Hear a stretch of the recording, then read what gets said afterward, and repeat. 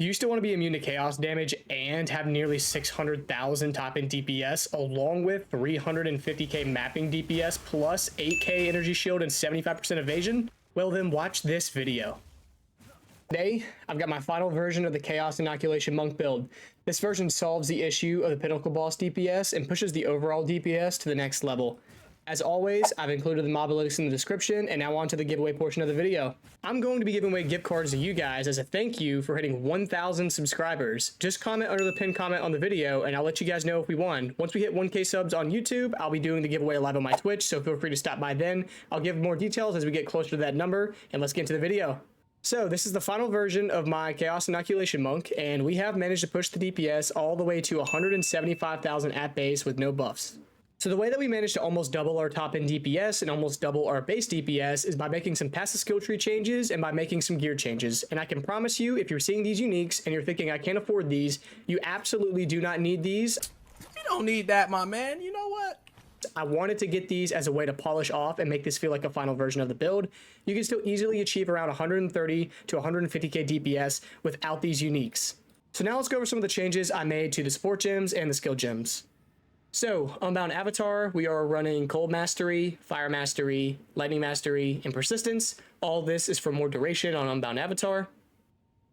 Ice Strike, we're going to be running Martial Tempo for attack speed, Concentrated Effect for more area damage, Inspiration for less mana cost, Primal Armament for more damage, and Heft for more damage.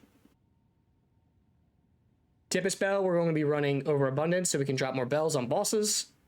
Soul Thief, so that way we can leech some mana to sustain our mana while bossing. Rage for some more damage. And Heavy Swing for some more damage. If you have the last slot, you can put something like Font of Rage on here, so that way you can stack your rage faster. Charge Staff, this is what we're popping to increase our damage and also allow us to shock enemies. So we have Close Combat for more damage. Coursing Current to have extra shock. Conduction for more increased chance to shock. And Culling Strike, that way this will kill rare and unique enemies, quicker. We have Combat Frenzy. This is what we're using to generate the charges to fuel Charge Staff. Just run Profusion on here for a chance of additional charge. So now on to the Heralds. This is what's doing all the mapping for us. This is what's doing those large explosions when combined with Pulsar Count. We're going to be running Magnified Effect for more explosion area.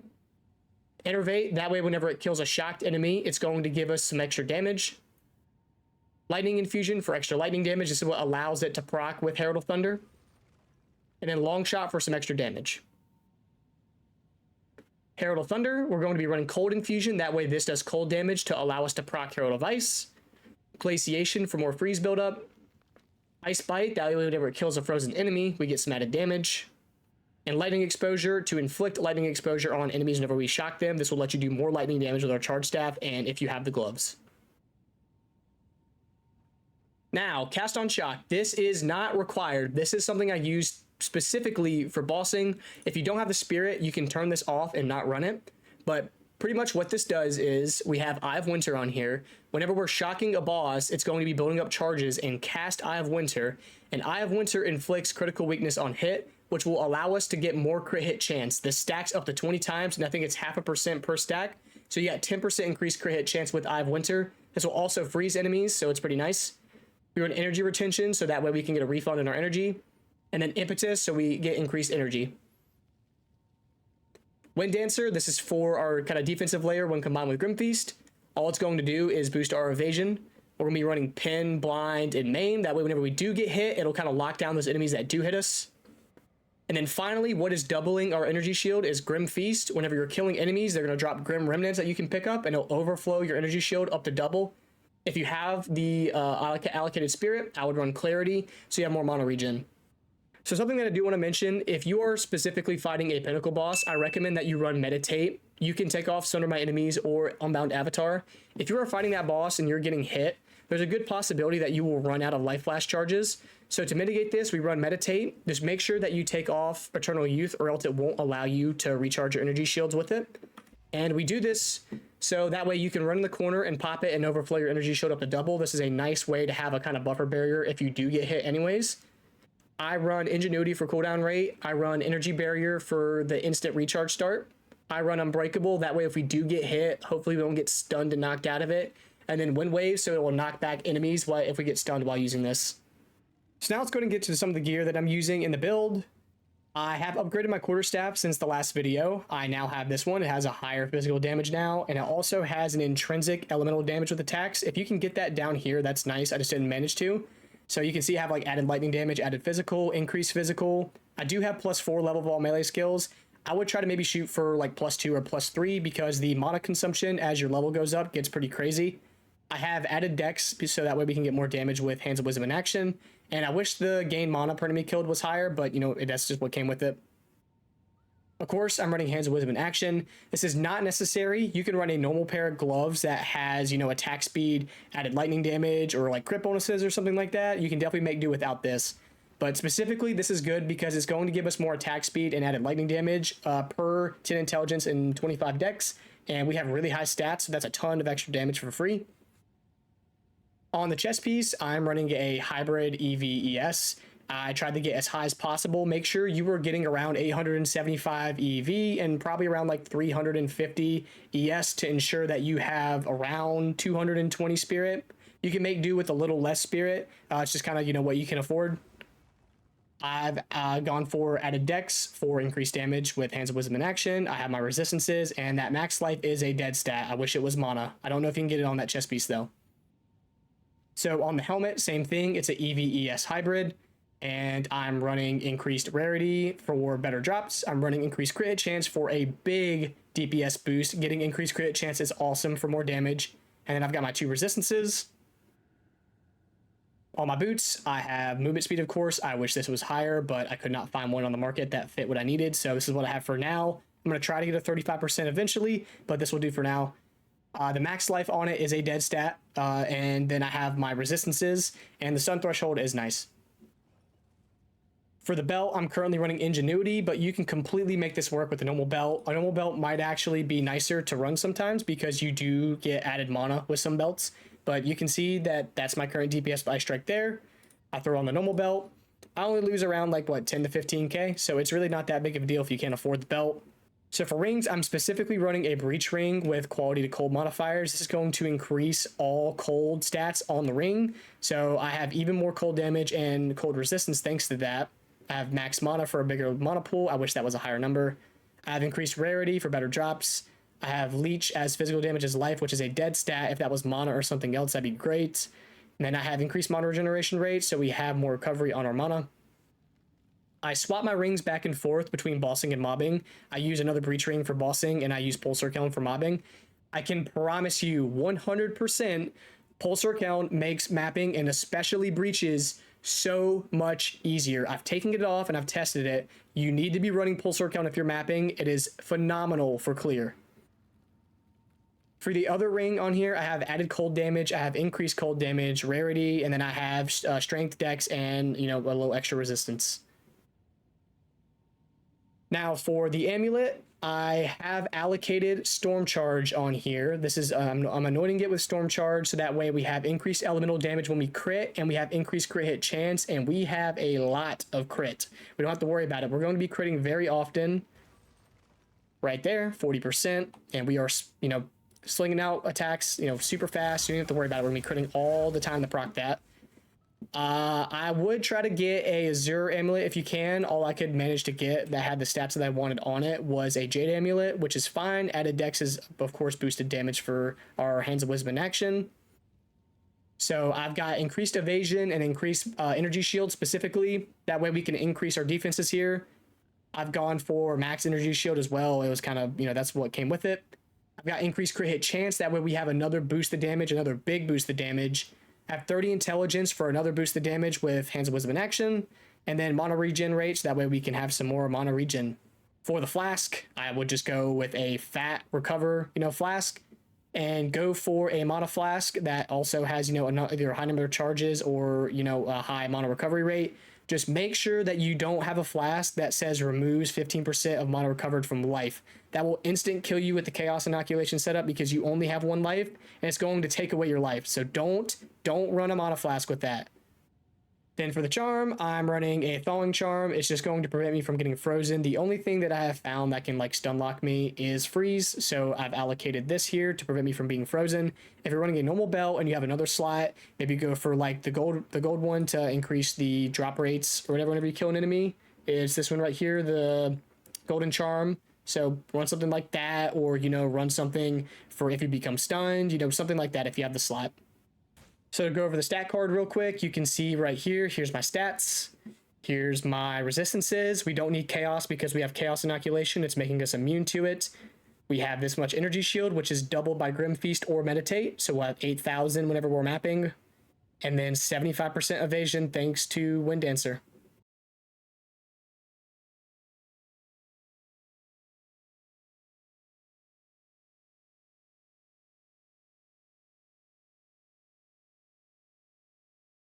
So let's go over the changes I made to the passive skill tree. We'll start with the Ascendancy tree. We're running Lead Me Through Grace. That way we can get a ton of Spirit. We are still running Unbound Avatar, and make sure that you get I Am the Blizzard over I Am the Thunder because our main attack is cold. So the extra cold damage, you can see it's adding a ton of extra damage for us. We are running Sunder My Enemies. That way, whenever we do crit, it will ignore the monster's elemental resistances. So let's say the monster had 50% resistance to ice. He no longer has that if we crit. So you will no longer have that damage penalty on those monsters. This is great. So now I'm going to show you the path that we take and the reason why. I'll kind of explain some of the skills along the way and why we're taking them. So attack speed, we've got increased evasion and ES. We've got mono regen and skill speed, and we double back and grab this node right here for increased damage if we dealt a crit recently because we are critting all the time. Grab these crit nodes. So increased crit damage bonus, we've dealt a non-crit recently, so that's always good to take, and then the increased crit chance. We go this way for some energy shield. All of these nodes over here are super important for increasing our energy shield, our mono regen, and our intelligence. So make sure you're grabbing all of these. Grab these nodes as well. You don't have to necessarily grab this one. It's only a 5% increase to max mana. I'm just taking it to make sure my mana pool is higher right now. Same thing, energy shield nodes, energy shield node and intelligence. Once you kind of get everything that way, you can start going this way. I tend to just go ahead and grab these nodes right here and this node right here. Killer Instinct, they did fix the issue to where we're getting both benefits at the same time. We will now only benefit from the full life bonus, but it's still a permanent 30% increase because we have energy shield all the time. Then tenfold attacks for some more attack speed and some strength. We then head up this way for some nodes, and I'll explain this gem socket here in a second. So True Strike for some dex and crit chance. For the Jugular for some crit damage bonus intelligence. And then make sure that you're getting these two nodes specifically here. It's increased damage if you dealt a crit hit recently, and then increased damage if you dealt a crit recently, and increased crit chance. So grab those, huge damage boost. I would save these for later. Go ahead and path out this way. If you don't have all the skill points, you can leave these and save these for later. But they do just give you some attack speed and reduced cost of skill, and then some EV and ES boost.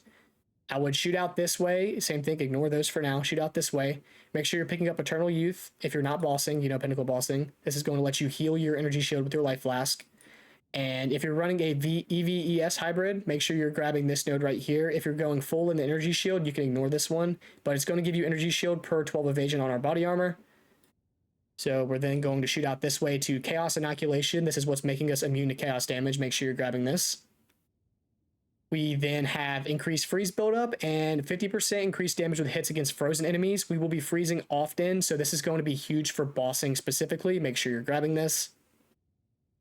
We've got increased crit chance on all these nodes right here. And then we head out this way for the biggest increased energy shield. Go for this, and then we're also getting some intelligence. So get these nodes right here. After you go ahead and grab all those up there, shoot down this way. Go ahead and nab up this crit damage bonus node right here. Make sure that you are going to the end right here because it's not these nodes necessarily along the way. This very last one, 30% increased defenses while wielding a staff. This is a 30% boost to our EV and our ES. So make sure that we're getting that. And we just also happen to get freeze build up. So that's huge. So attack speed, and we got a big boost to dex and crit damage bonus. Coming down this way, we're going to be having Coming Calamity right here. So anytime we're affected by one of our heralds, we're getting a boost of that element. So we have Herald of Thunder and Herald of Ice, so make sure you're getting this node. If you don't have enough spirit and it's very close, you could also pick these reservation nodes right here, which will reduce the cost of your heralds. And then make sure that you're grabbing all of these crit nodes right here. You could even grab this last one if you wanted to, but we just got increased crit damage bonus, bonus strength, attacks have +1 to critical hit chance, and then intelligence and crit hit chance. So now I'm going to go ahead and break down the jewels, and specifically the reason why I didn't have this jewel put in, because it might have been confusing at first. So this time loss jewel has a large radius and it has this ring around it. So pretty much any of these skills that we've picked in here, you know, these are small, these are notable, are going to be giving us bonuses. So small passive skills are going to be granting us 2% increased damage with quarterstaffs per one that we have selected in the radius. Same thing for notables. We're going to be getting 5% increased crit hit chance for attacks for the notable ones that we have selected in the radius. So if you're looking, you can see that with each one of these small nodes, we're getting 2% increased damage with the quarterstaffs. It's notated on the card, so you can see right there. And then on the notables, we're going to be getting increased crit hit chance for attacks. So for every single one of these nodes here, we're getting a boost to damage. So this node specifically is huge for increasing our damage. If I take it out, you can see it's just 13k from this one gem. Getting these can be a little annoying. You get them from the boss, the final boss at Trial Secamus at, you know, the max level, the tier 80 max rooms. So they can be a little annoying to farm for. You could also buy them on the trade website if you want. But for the other jewels, they're just normal jewels right now. I have maximum energy shield and recover 2% of mana on kill. This is huge for getting your mana up. It's just going to help us while we're mapping to keep our mana up. And of course, increased max energy shield is going to be nice for more, you know, defenses. Then right here on this one, we have increased cold damage. I have +1 to maximum cold resist. I have some mono regen and elemental damage. So whole bunch of damage, mono regen, and an additional 1% increased resist. Then on this one right here, I've got increased lightning damage, attack speed, damage to quarterstaffs, and then increased damage with hits against rare and unique enemies. So, you know, just a huge amount of damage increases on this gem. If I was to take this out, I would lose nearly 10k. So that's a nice boost. Well, sorry, it would be more than 10k, but, you know, nice boost right there. So I'm going to show you how bossing works. So here we are. We have found the boss. I would make sure you have 100 on your Unbound Fury so you can pop Unbound Avatar. Make sure you have your charge staff popped. The boss is going to jump down. You're going to pop your Unbound Avatar and start smacking him, and then drop your bell on him and watch his health be deleted. So it's pretty simple. And just to prove a point on all the Pinnacle bosses and just normal map bosses I've been doing, these are not like low levels at all. These are max difficulty Twisted Domain. Like this is my Pinnacle boss fights that you see in the beginning and the kills I've been doing on stream. They are +4, so that's not like it's a little one. And then my map bosses, they are currently at +3. I haven't got the rest of the books to drop yet. So all my bosses, they have really high HP, so it's not like I'm kind of cheesing them through that. But yeah, that's going to be for the video. I'm very proud of my Chaos Inoculation Monk. This is the final iteration I think I'm going to be uploading about it. I may try to update the Mobalytics if anything major happens, but, you know, that's going to be for the video. So I appreciate you guys watching. Please let me know what you think in the comments. You know, subscribe if you really like the video. Leave me a like, you know. I am doing a giveaway, like I said, so if you want to be in the giveaway, just, you know, leave me a comment under the pinned comment under the video. Make sure you're subbed, and if I reply to you, that means you've won. I do have to hit 1k subs first, and I will be doing the giveaway live on my Twitch. I haven't decided a date and a time yet because we still have some time to go, but once we get closer, my newer videos will have them. But regardless, if you've commented before or now, you are in the giveaway, and I will let you guys know who's won. So thank you for watching the video. I hope you guys have a great day, and I'll see you in the next one.